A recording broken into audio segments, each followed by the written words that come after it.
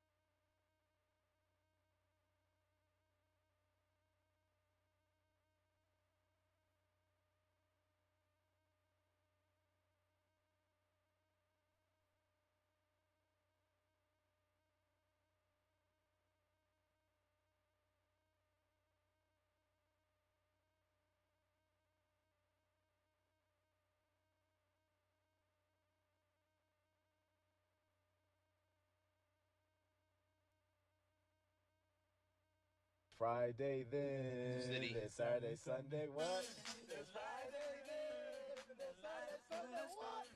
That's right, it's Friday. It's been a long week, but it's been a good week.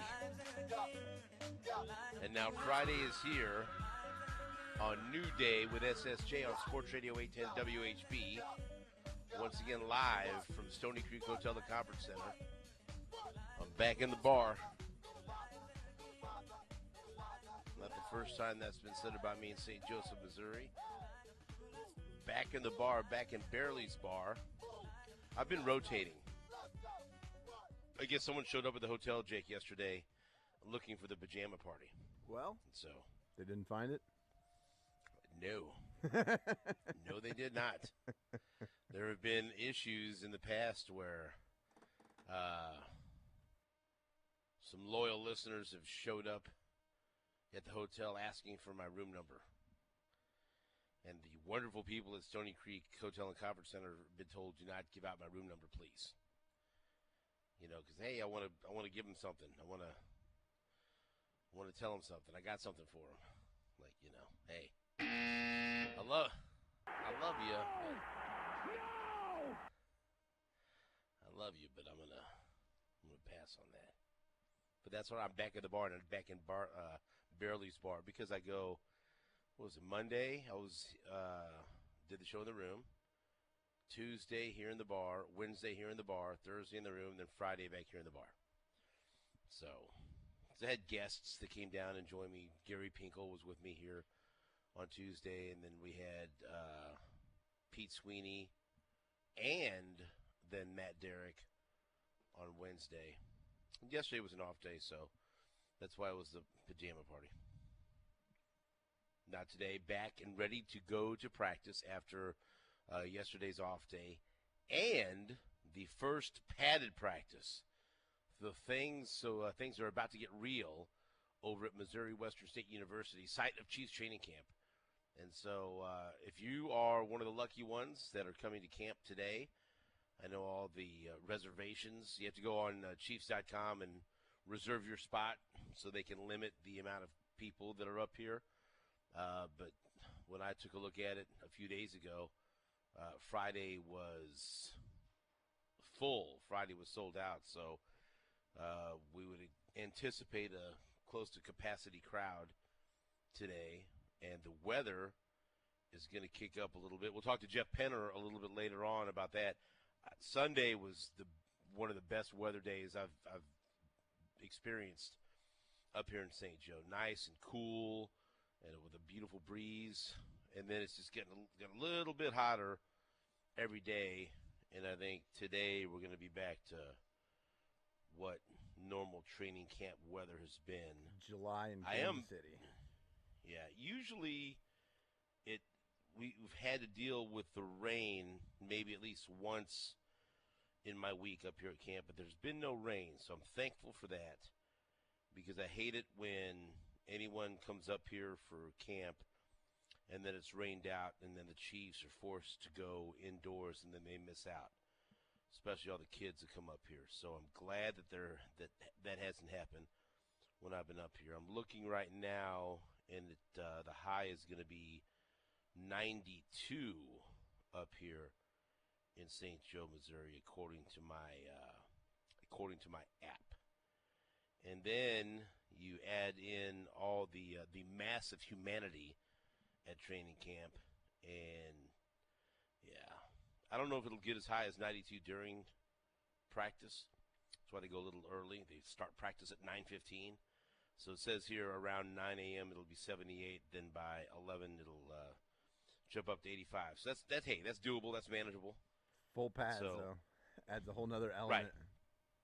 Well, I'm just talking about for the fans. Right. I'll say if there are any fans are in full pads, then you've got some issues. Well, you have some issues. Although I have seen, I was going to say, I've seen quite a bit up here. Probably wouldn't be the craziest thing you've seen in St. Joseph, Missouri. I've seen I've seen many unique outfits worn to training camp, including a guy that had a giant Super Bowl ring as a hat that was bedazzled. It was actually pretty cool, while wearing somehow a Dave Tobe jersey, which I didn't know existed. So I mean, credit for creativity and being unique. You got a Dave Tobe jersey? I mean, I don't know. I saw a cool one on Twitter the other day. What was it? It's one of the custom mades. It was a number 13, and then on the nameplate it said seconds, as in the 13 seconds against the Bills. Oh yeah. Oh, that's great. Yeah. I just had this made for you Bills fans. Dude, it's creativity. Right. A+ for creativity. It's awesome. Oh boy, it was so off day yesterday. Took Susan and the girls to see Twisters. That was look, hey, it's if you like that kind of action movie or whatever, you kind of have to throw your common sense to the wind and just enjoy the special effects and everything. I mean, it was. I mean, they were the opening scene. I was like, because that stuff scares the hell out of me. You know what I mean? Sure. Sure. Absolutely. Especially living where we live. I enjoyed it. I mean, if you like Twister, I think you'll like Twisters. And Glenn Powell, all he is just a movie star. Dude, he is great. I mean, he kind of, I don't know. I mean, you had a chance to sit down with him. I kind of came in late to the party, but it seems like he's showing up in everything recently. But he's great. Oh, it was so crazy that I interviewed him back at the Super Bowl, the first Chiefs 49ers Super Bowl, when he was there promoting the Top Gun sequel. Couldn't have been a nicer guy, and was just standing around, and nobody really knew who he was. And I had known him from a couple of movies before. And he was actually, we started chatting, and then I found out we had a mutual friend in Victor Ortiz. And so, and by the way, I've been chatting with Victor. Victor is fighting again. And he's going to come on my podcast and probably come on the show. So we're going to check in with Victor in the upcoming weeks, but he's doing well. I remembered him from Everybody Wants Some, which is a very underrated movie, but also he was in The Expendables 3 with Victor, and that's how he knew Victor. And so there he was there promoting Top Gun, and so we just talked about that. And one of the female actresses from Top Gun was in it. I can't remember what her name was in the movie, but whatever. I digress. And so he was awesome. And we just talked football, talked about the Chiefs. I got a picture with him. And then, these years later, now he's one of the rising top stars in Hollywood. Susan and I went to see him in Anyone But You. You talked about watching him in Hitman. Of course, Top Gun Maverick. He's already signed up for the Top Gun, the 3rd edition. He was in Twisters. So, yeah, he was good. It was a good movie. They're doing another Top Gun? Yeah. Oh, boy. Oh, yeah. Thumbs sure up. they are. Yeah, I'm in. I didn't know that. Of course they are. What are you, crazy? See how much money that movie made? Yes. It was good. You know? Right. They're already working on that. And so good off day. And then, of course, if anyone pays attention to social media, you saw I woke up from a nap and I saw a bunch of people retweeting something from a Raiders fan account about, I can't believe they did this. Oh boy, Mahomes is gonna, use this as bulletin board material. All these things. I'm like, what happened? But the tweet or the post that everybody was reposting was deleted. And so then I couldn't find what everybody was talking about. And then someone said, Raiders passing around a Patrick Kermit doll. I go, oh boy. And so then a couple of, I think the 33rd team and Ari Mirov and a couple of other people actually had the video and tweeted it out. And so I saw that. And it's a Raiders 7th round pick, a safety by the name of Trey Taylor, who played at Air Force. It was like a video of him picking up Kermit the Frog doll with a Mahomes jersey on it, with supposedly Mahomes hair, and he's laughing and whatever. And I'll be honest, it irritated me. I don't know why I get wrapped up in this stuff. Whatever. Hey, I had an off day. I had time yesterday. And so everyone else has responded to this thing. And Jake, just going to be honest, I don't like the Raiders. Oh, you? What? The climate, the environment that I was raised in. And I'm not saying it's healthy. I'm not telling anyone to be like me. Don't be. I'm telling people to not be like me. I tell my kids, hey, don't be like me. See some of the things that I do and do the opposite. There's some things you want to do that I do. There's other things you don't want to do. And growing up, my grandfather, Danny Ontiveros, was very hardcore about that, especially when it came to the Chiefs. And he had family that were from California, and the story goes they were in town one time, and they're staying at my grandpa's house. They were cousins from California, and they were watching. There was a Chiefs Raiders game going on, and the Raiders scored, and they started cheering, and my grandfather got up. Probably might have had a couple of Olympias, who knows? Maybe had wash it down a little bit of whiskey. I don't know. Okay. And so apparently, as the story goes, as I was told by I was told this by my uncles, and then confirmed by my grandmother, and then my grandpa never really wanted to talk about it because I think he was somewhat embarrassed after the fact. But then he told me, he admitted it, that he got up and told his cousins. He said, do not cheer for the Raiders in this house under this roof, or you're gone. You're not staying here. Raiders. Probably some more colorful language. Something else happened. They cheered for the Raiders. They got into it, and he kicked him out. Yeah, you got to respect the house rules, man. And he made him go to a hotel. Yes. I looked. That sounds extreme. You know why? Because it is extreme. Well, but you can't control when you're a young boy growing up in an environment. It's out of your hands. It's just what you grew up in. That's the environment. Right. That's what I was born into. That's the climate. I had nothing to do with it. Right. I have nothing to do with that. This is but what I'm I just witnessed. telling you that. Okay. And so then, fast forward, I'm the youngest, grandkid. I'm Steve-O. I'm the baby.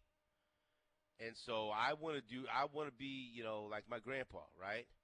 And so we're Royals, Chiefs, Royals. We're wearing Chiefs shirts when we watch the Chiefs, and the Chiefs weren't very good.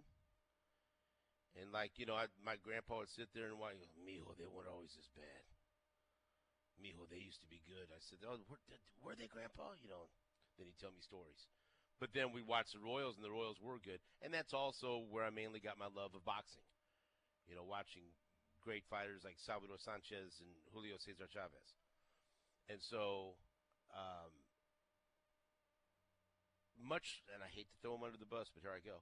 Much like a young Nate Bukaty, a lot of my cousins thought it was cool at the time to wear Raiders gear and cheer for the Raiders or whatever. Well, if don't show up at Grandpa's house wearing that stuff, or he'd make him take it off or make him leave. You're not wearing Raider stuff around me. I don't want to see it. And then, again, his house, right? House rules. And so I was, my other cousins called me a kiss ass and everything else because I'm, wearing my Chief stuff with my grandpa and everything. And maybe that's why I was the favorite. I don't know. Who knows? Jake, I'm sorry. It just, maybe I am just this big kiss ass. Well. But I love my grandpa, and I didn't want him to kick me out of his house. That's right. I liked it there. I liked being there. I stayed there a lot in the summer. That was like my second home out in Wyandotte County off of 79th Street, Not very far from the Dot Barbershop. And so so he'd get pissed off, and just he was hardcore about it. And, I mean, some of the best memories I have watching the Chiefs and Raiders were with him. And, and he was around long enough to where we saw the turnaround with Marty Schottenheimer, and he loved the way Marty handled Raider Week, and Marty handled the Raiders, and my grandpa loved it. But then somewhere along the line, it transferred to the Raiders were no longer the most hated rival. It became the Broncos because of John Elway, and that was the same. And we all have these things. We all have these reasons why we root for certain teams, right? And a lot of it comes from our families who raised us, who we spent time with, whatever. We all have different reasons. That's why sports are so cool, because there's stories behind why you love a certain team. Sometimes it's where you were born. Sometimes it's where you grew up or whatever, who you married, and whatever. There's no right or wrong. It's just it's a cool thing that we do. And especially in today's world, when there's so much garbage and crap going on in the world and on the news, it's a wonderful escape. It's a wonderful escape to watch a game or watch sports or go to Chiefs training camp and be entertained by the greatest team in football, and to put our troubles away for 3 or 4 hours on a Sunday, or, well, not really a Sunday, not on a Sunday night or a Monday night, because the Chiefs are prime time. Or this year on a Tuesday or a Wednesday or a Friday or a Thursday, whenever the hell they play. They play every day of the week. It's awesome. But they're still, and the Raiders are they're like they're helpless now. You almost feel bad for them. Not really, but almost. And I saw this video, and I just it caught me in a bad mood, and I just reposted it. And I didn't. There was kind of an insult, not really. I don't know, but all I did was I stated facts. And you tell me if this is over the line, if this is too much. All I said was, let's hear it. Haven't won a playoff game in over 20 years. That's correct. And mocking the quarterback that just won the Super Bowl in their home stadium. Also, Mahomes is 10-2 versus the Raiders. Just lose, baby. Now, that's probably the one. The just lose, baby. Well, I don't think that's... In retrospect, that was probably... That's not a fact. Yes, that's not actually, just saying facts. It is a fact. I mean, because that's all they do right now is they just lose. Debatable. That's more of a statement. Right. But the other things I said are fact. Right. And I said, should I put? It's like my brain and my body do different things sometimes. And while I'm thinking, oh, should I post this? My hand's like, post, repost, whatever. And so I did, and it's kind of gotten out of hand now.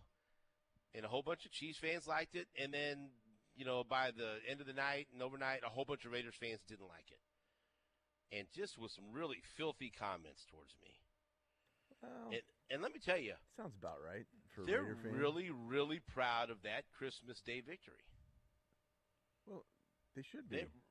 I'm really, so then I retweeted one guy. The first Raiders fan that said something derogatory towards me, then I said something to him, and I could just hear Lebo. Don't be fighting with people on social media. Well, he said, because he just said, Why you crying? We took Christmas, bitch.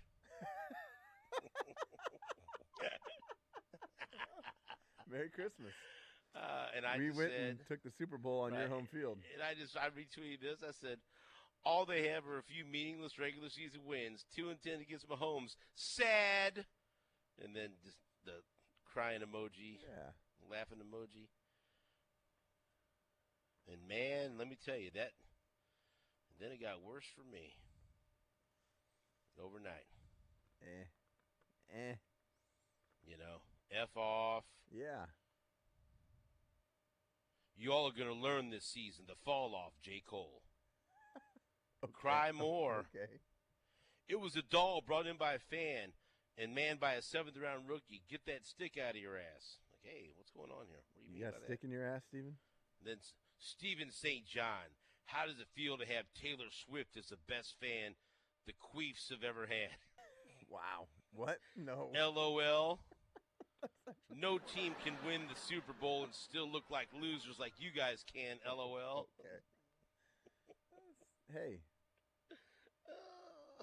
I'm sure there's some Raider fans out there being like, why? Why are you doing this? Not you, but like a 7th-round pick? What are you doing? I mean, so what? The story goes, a fan brought it to practice, and there was, and just like any other team, players come up to fans and sign autographs. Yeah. And the fan handed it to him, and he puts his hand in the puppet, but bad look. Yeah, he can't. I mean, bad look. Guy who hasn't played a down of NFL football yet. And I'm not mad. I had fun with it. No, it's hey. I was laughing. We're talking about yesterday. It was kind of quiet during the off season. Yeah, it's kind of quiet compared to last year. And then I showed the girls all these horrible things saying. We were laughing, like I was reading those to them, Yeah. And so, and then Julia, she does not have the same sense of humor. Let me type something. Right. To them. No. Right. Yeah. No. No. She's got the temper in the family. No. Julia will not be interacting with Raiders fans on social media. And so there was my off day at camp. And then I shut my phone off and saw Twisters. Good day. Which was fun. Good day. And may or may not have gone to the drive-through Taco John's afterwards. Wow. In no way can that be confirmed at all. Well, there's a way I could confirm it. But. I'll also tell you this. After 10 p.m., the streets of St. Joe are very, very interesting. There's some people watching to be had. That's all I'll say. Never a dull moment, Jake. You got family up here. You get it. You understand. Yeah. I've spent a lot of time in St. Joe. But once again, I'm very comfortable in St. Joe. I love St. Joe. It's great. I feel I'm well received here, and I'm always happy to be up here for a week, and sad when my week is coming to an end, and I'm leaving tomorrow. And so my mom's a St. Joe Central alum. Well, she would have understood. She gets it. Yeah, she did. She's looking down from heaven. She's like, I get it. Yeah, I understand it. You either get St. Joe or you don't, and I'm sure Deb got it. Yeah, she did. I get it. We all get it. We'll take a break. Yesterday, Raiders fans got it. We'll be right back after this on New Day with SSJ on Sports Radio 810 WHB. The headlock here. See that chap over there? Stephen St. John. Get your hand off my penis! This is the bloke who got me on the penis before. You are listening to A New Day with SSJ on Sports Radio 810 WHB. Men, when addressing the problem of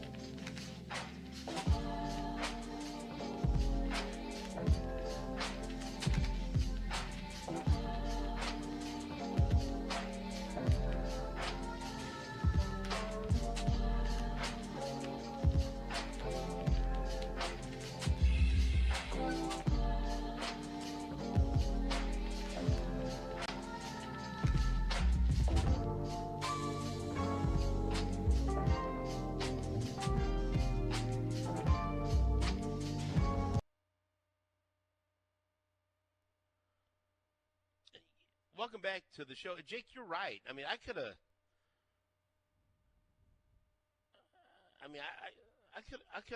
went below the belt with this Raiders thing. I mean, like, you know, I could ask these Raiders fans, like, what city are you in?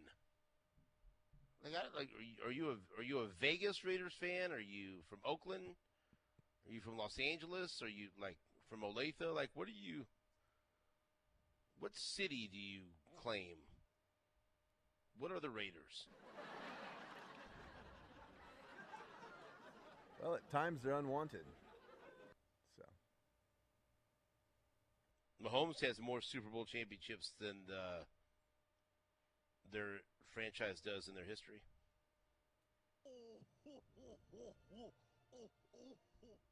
That's not a joke. I'm just reading. We're just talking football. Let's talk football with Stan Weber. Hello, Stan. How are you? I'm doing fine. Are you? Yes, I am. You don't want to get involved. You don't want to get involved in this, do you? Oh, I don't care. Whatever you want to talk about is fine with me. Get involved in it, then. Say something. Are there any newly created Vegas fans? I mean, I can understand being an Oakland Raider fan. You might be an L.A. Raider fan because there was some success. But Vegas Raiders, that does not catch anything. There's not been winning. I was in their stadium, and there's really not any aura at all about, hey, this is cool. I'm in an NFL stadium with the Raiders. It was more like, hey, I'm in a stadium where McCole Hardman caught a touchdown pass right over there 10 yards away from where I'm standing. Right. And the Chiefs Super Bowl. You think about those things. But I did go back into some pretty cool spaces in the stadium. They have party areas for, fans that pay the most can be right there at field level. Some really nice places where we were allowed to go. And they did have Super Bowl trophies. They did have pictures of the 3 Super Bowl championships for the Raiders. So, there was a lot of history there. I could kind of remember, because I'm old enough, when the Raiders really were a factor, where the Raiders and Chiefs was as good as it gets. I mean, when you talk about the AFL days and the early NFL combination of the AFL and the NFL, Raiders-Chiefs didn't get any better. The games were even. They were for championship-level play. They were for organizations that were nothing alike.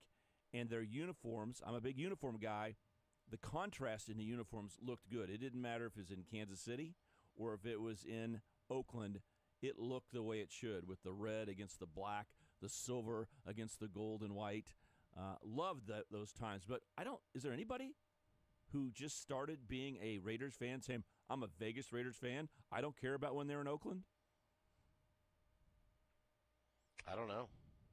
That's a great question. Because the older ones who have the history of John Madden and all those kind of things, that's fine. You can fly your Raider flag. You deserve it. But I just don't see the attraction. How many new fans are they picking up? I mean, Vegas, that's a destination for the opposing fan bases. Exactly. I was there when the New York Giants came to town. K-State started their season against Bronny James. I know that's important to you, Jake, and your Lakers, because Bronny James is now a Laker. But Bronny James was not available to play for USC. But K-State. It is important to Jake. It's the straw that broke the camel's back. Thanks, Dan. Jake's catching strays here for no reason. I like that. Yeah, thanks. I'm sorry, but that was good. Thank you, Stan. That was Thanks well a lot, done. Stan. I'm just sticking with the facts here. Yeah, that's. K-State started their basketball season last year in Vegas. I bet in Bronny, the hockey arena. had a great game, huh? No. Bronny had some other issues and was not available to play, so USC played K-State, but it was the same weekend, and literally I was able to go over to a sports bar and see all the Giants fans loaded in as the Giants were in Vegas to play the Raiders. And it just reminded me again that didn't seem like there are a lot of Raider fans. It's more of this is a destination for world visitors to come in, Vegas, right? And this is just another event over the stadium. It's another show. Yeah, it's not any bigger than – it didn't feel like a football Sunday there in Vegas. It just felt like another day in Vegas. And then I go, oh, right across town, maybe within 5 miles of where I was sitting, the Raiders are playing the Giants. And I was only reminded because I looked around and saw all these Giant fans with their jerseys on rooting against the Raiders in Las Vegas. So it's fine for them to be there and get a new stadium. It was a dump in Oakland. We are talking about stadium issues here, right, Stephen? In Oakland, there was no coordination and no back and forth of love for each other. It was just the Raiders and A's playing and that old Coliseum just deteriorating and no one wanting to help out. So I don't mind them leaving. They went to Los Angeles and then back and now to Vegas. But it is not a Raiders town when you go to Las Vegas in any way. Well, that's any takeaway? I mean, look, again, it's one player. Supposedly a fan gave him the puppet, but man, and it wasn't just me. By the time I retweeted about it, that thing was all over NFL media, and you heard the clip of was it LaShawn McCoy and some others on Fox FS1 talking about it, and I mean everyone got a hold of that and like, what are you doing? What are you trying to give Patrick Mahomes bulletin board material before the season even starts? He's already going to be pissed off that the last time they played, they lost to the Raiders. But guess what? That was a big favor to the Chiefs because that lit the fire under their ass. And even Andy Reid has said, that was the turning point where they realized, what, this has to change, or it's going to be an early exit for the playoffs. And they went on to win the Super Bowl. And so, and people complain when we bring this stuff up about Mahomes, like, why? What does he care for? Why do you think he cares? Hell yes, he cares about that stuff. You watch the Jordan documentary, and you see how Jordan used every single thing as a slight and used every possible thing said about him as motivation and he didn't need it. He was the greatest player in the world. That's what Mahomes does.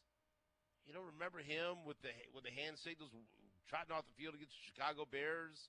I mean, all this stuff, all these. He's petty in a good way, but he hears all these things and does all these things. I don't know, but whatever. Raiders can do what they want. What did you think, Stan? I thought it was funny, and now everyone's going crazy about it. Well, first of all, when you're a player like Michael Jordan or Patrick Mahomes, you're competing against yourself, and you want to get better. So you've got to find ways to fire yourself up. So that's just normal. I see nothing wrong with that. I start with this global statement, I guess, if I break this down, because I'm not on social media. Those that are, I think it's great if you're entertained. However people want to be entertained, as long as they're not hurting others, it's fine. So to me, people who watch recruiting and every movement of every plane around the country with who's going where, or looking at free agency, or looking at Twitter and events like this, I am completely comfortable and happy for everybody who says, hey, I want to watch some stuff. Let's get entertained, whatever it is. So I give everybody an opportunity to have fun. And then it seems like everybody has a voice, which in a lot of ways, if you think about compared to 70, 80 years ago, isn't it pretty cool that you have that voice? You get your phone out, you talk into it, you show a player walking up to you, however that went down to start with, you post it, and suddenly people all over the world may know what event you were at today, what you said, your thoughts, what happened with funny times. That's kind of nice. But on the other side, Stephen, I really do miss the opportunity to be able to be in a group and have a connection with people that wouldn't be palatable to the whole world or your opponents. You know, that rookie, for instance, just think if that were you and a fan walked up to you, what would be your reaction to say, oh, no, don't talk to me? You know, that in my mind, that kid did nothing wrong. He walked up and the fans did something, stuck in his face, said, hey, what should you do? You should laugh and smile, go along with them. You're not really getting after Patrick Mahomes. You're just saying, oh, that's pretty cute, laugh. Maybe he has a kid right next to him with a big smile on his face. But, you know, nowadays you got to say, wait a second, what are you doing? You can't do this because what you're doing in this setting, which seems so innocent on a side of a practice field, is going to go viral. And old Patrick Mahomes, Andy Reid may be showing it before the game, and the Chiefs are going to whip your Raiders. You know, you got to be careful. That's the world we live in. There's pros and cons, but I do miss the times where you could just have a, you know, one-on-one or 10 people interaction where you can laugh and go along with people and say it didn't hurt anybody to be nice to them. I would never bring Kermit the Frog out, but since a fan did. He was pretty eager to grab that and put it on his hand, though. I mean, he was pretty eger. Well, it's not. He doesn't even know what the Raiders-Chiefs rivalry is. He's Right. a new draft choice. So, I just think I have a lot of interactions with people, and people are very nice. And generally, I think the proper thing to do is people yell at me. I'm walking in a parking lot in a tailgate. You know, it might be the opponents of a Wildcat team, or it might be K-State fans. Hey, Stan. If I walk over there, they'll come up and say the funniest stuff or be wearing the weirdest stuff and say, hey, what do you think? And generally, I'm going to start with a smile. Hey, hope you all have fun. But if you tweeted it and said, oh, did you see him stand next to the guy who wore the screw, you know, whatever shirt and whatever, and then now I'm national news. I kind of miss the innocence, you know? Should I tell those people, get the hell out of here. Don't get close to me. I do not want to be associated with you people. You see what I'm saying? Standing next to the guy with the screw something shirt. Nate would never know what that shirt might say. Right. Oh. So, you know, Stephen, you go to a lot of places and there's the public feel of, hey, they want to say hi to you and, you know, show you something that they think's funny that they made or whatever. And, you know, I guess in a personal relationship, I'm looking at someone face to face in their group and they're having some fun. I'm usually not going to slap their wrist and call them out, you know. So I feel sorry for the player. I don't think he was trying to piss off the Kansas City Chiefs. He doesn't realize what happened on Christmas Day. There's enough right there. It's a big old pile of wood that he might have didn't know that he's stuck a match to. Yeah, I don't think Max Crosby's taking that Kermit frog and throwing it on his arm. But but here's the thing, I'm having fun too. Like I'm not personally insulting anyone.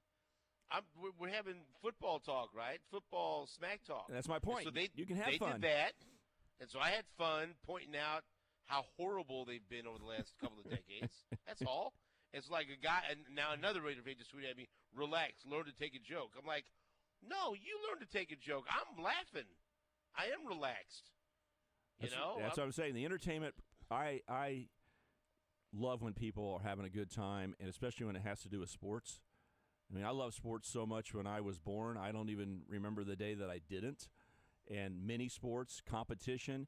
And for me to sit back and think that we're on a 50,000-watt station talking about sports together, are you kidding me? Why would anybody listen to us? And then you go to this level of fun and entertainment where people are engaged any time of day, a weekday when they might be working, a night when they could be doing one thing or another. What are they doing?